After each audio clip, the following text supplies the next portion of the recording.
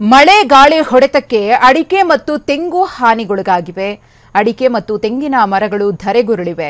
ಕಳೆದ ರಾತ್ರಿ ಬಿರುಗಾಳಿ ಸಹಿತ ಮಳೆಯ ಆರ್ಭಟ ಜೋರಾಗಿತ್ತು. ತುಮಕೂರು ಗುಬ್ಬಿಯ ಚಂದ್ರಶೇಖರಪುರದಲ್ಲಿ ಈ ಘಟನೆ ನಡೆದಿದೆ. ಗಮನಿಸ್ತಾ ಇದ್ದೀರಿ ದೃಶ್ಯಾವಳಿಯಲ್ಲಿ.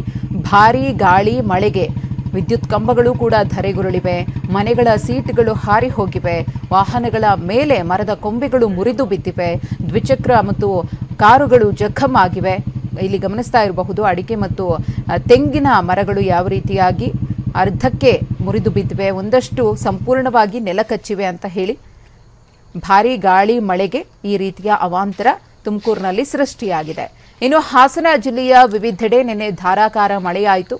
ಬಿರುಗಾಳಿ, ಗುಡುಗು, ಸಿಡಿಲು ಸಹಿತ ಸುರಿದಂತಹ ಮಳೆಯಿಂದ ಅವಾಂತರವೇ ಸೃಷ್ಟಿಯಾಗಿದೆ. ಭಾರೀ ಪ್ರಮಾಣದಲ್ಲಿ ಬೆಳೆ ಹಾನಿಯಾಗಿದೆ, ನೆಲಕಚ್ಚಿದೆ. 1,500 ಗೊನೆ ಬಾಳೆ ಗಿಡಗಳು. ಹೊಳೆನರಸೀಪುರದ ಅತ್ತಿ ಚೋಡೇನಹಳ್ಳಿಯಲ್ಲಿ ಆಗಿರುವಂತಹ ಘಟನೆ. ಲಿಂಗರಾಜು ಎಂಬುವರಿಗೆ ಸೇರಿದಂತಹ ಬಾಳೆ ತೋಟ. ಉತ್ತಮ ಆದಾಯದ ನಿರೀಕ್ಷೆಯಲ್ಲಿದ್ದಂತಹ ಲಿಂಗರಾಜು ಅವರಿಗೆ ಇದೀಗ ಮಳೆ ಶಾಕ್ ಕೊಟ್ಟಿದೆ.